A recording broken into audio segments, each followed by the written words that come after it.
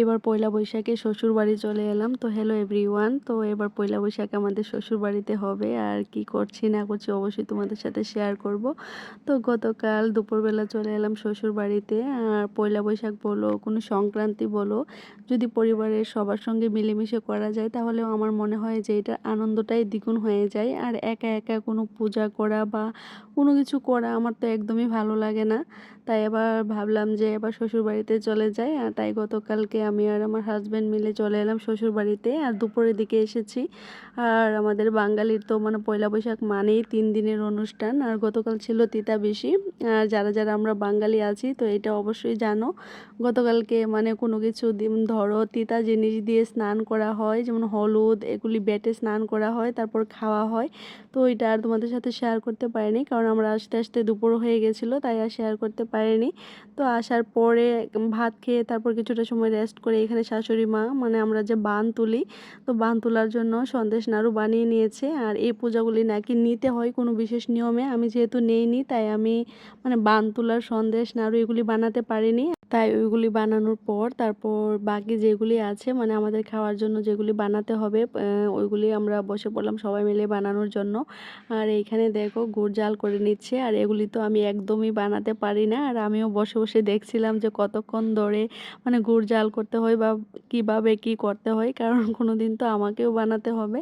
তো এখানে দেখো সন্দেশ পাকিয়ে নিচ্ছিল। আর এখানে আমার শাশুড়ি মা আধ বালতি বড়ই ভিজিয়েছে আচার বানানোর জন্য। যদিও আচার বানানোর পর অনেকটাই মানে কম হয়ে গেছে আচার। প্রথমে বড়ই দেখে ভেবেছি যে কতগুলি মানে আচার হবে। তো এখানে দেখো মানে নাড়ু বানানোর জন্য এখানে মানে খইয়ের সাতু নিয়ে নিয়েছে। তারপর এই সাতুর মধ্যে যে গুড়টা জাল করেছে তো ওইটা দিয়ে ভালো করে মানে মাখিয়ে নেবে। যত বেশি মানে ভালো করে মাখানো যাবে নাড়ু নাকি তত বেশি শক্ত হবে। তো এখানে দেখো কত সুন্দর করে মাখিয়ে নিচ্ছিল। আর এগুলি সত্যি অনেক বেশি পরিশ্রমের কাজ। পয়লা বৈশাখ তো মানে থাকে একদিন, আর বাকি কাজকর্ম আমার মনে হয় 1 মাস আগে থেকেই শুরু হয়। কারণ এই যে সন্দেশ এগুলি বানাতে তো মানে অনেক বেশি পরিশ্রম। আর তোমাদের আমি দেখাতে পারিনি, কিন্তু অনেক বেশি কষ্টের কাজ সন্দেশ বানানো।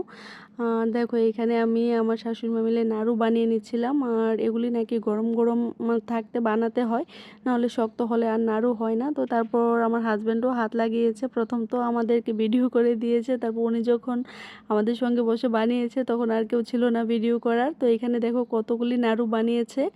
আর আমার শাশুড়ি মা বলছিল যে আরও নাকি বেশি করে বানাতে হবে।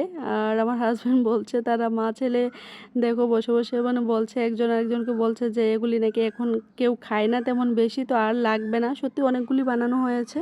তারপর আমরা সন্ধ্যার সময় চা খেয়ে এখানে সন্ধ্যার সময় দেখো বড়ি আচার বানিয়ে নিয়েছে। আর আচারটা দেখেছো কতটা লোভনীয় হয়েছে। আর আমার হাজব্যান্ড চলে গিয়েছিল বাড়িতে কিছু জিনিস আনার জন্য, তো ওইগুলোই নিয়ে এসেছে।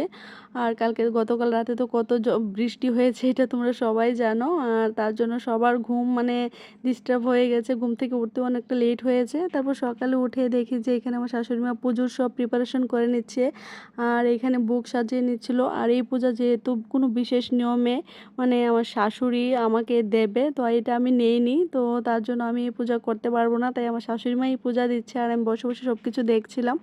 আর এখানে দেখো মানে ফল নিয়ে এসেছে বাজার থেকে। এখানে কি খই চিড়া দিয়ে মানে ঠাকুরের কাছে দেওয়া হয় আর ফলও দিতে হয়। তো এখানে বুকগুলির মধ্যে সব কিছু দিয়ে নিচ্ছে, নাড়ু সন্দেশ তারপর চিনি বাতাসা গুড় যা যা মানে দরকার সব কিছু দিয়ে সাজিয়ে নিচ্ছে। আর আমি বসে বসে শিখছিলাম যে একদিন তো আমাকেও করতে হবে। আর শিখে রাখা ভালো। আর এই সংক্রান্তির পুজোগুলি দেখি না আমি, প্রায় অনেক বছর হয়ে গেছে সংক্রান্তিতে তেমন বাবার বাড়িতেও যাওয়া হয়নি, তাই আর দেখা হয়নি। তো এখানে দেখো কত সুন্দর করে সব কিছু সাজিয়ে নিয়েছে। আর যে মানে বাজার থেকে যে ফলগুলি এনেছে এখান থেকে একটা আপেল দিয়ে দিচ্ছিলো। আর অনেকগুলি কিন্তু প্রসাদ হয়ে গেছে। তো এগুলি সবগুলি ঠাকুরের কাছে সাজিয়ে দেবে। আর পুজোতে যত বেশি মানে রকমের প্রসাদ দেওয়া যায় আমার মনে হয় মানে তত বেশি মনে শান্তি লাগে আর দেখতেও ভালো লাগে। তো এখানে দেখো সব কিছু সাজিয়ে নিয়েছে। আর আমি এখানে বসে বসে মানে দুব্বা বেচে দিচ্ছিলাম। আর আমার ভাগে এই কাজটাই পড়েছে সকালে ঘুম থেকে উঠে। আর দেখো বৃষ্টি যেহেতু হয়েছে দুব্বাগুলি কত সুন্দর হয়েছে। তারপর এখানে সব কিছু সাজিয়ে নেওয়ার পর ঘি মধু দিয়ে দিচ্ছে।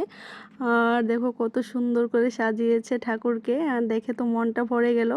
আর আমাদের বাড়িতে খুব সকাল সকালই পূজা হয়ে গেছে। তোমাদের বাড়ি মানে কার কার বাড়িতে সকাল সকাল পূজা হয়ে গেছে অবশ্যই কমেন্টে জানাবে। আর এখানে আমাদের পূজা হয়ে যাওয়ার পর একটা নিয়ম আছে, মানে তুলসী মাকে স্নান করাতে হয়, তো আমার শাশুড়ি মা ওইটাই করে নিচ্ছিল।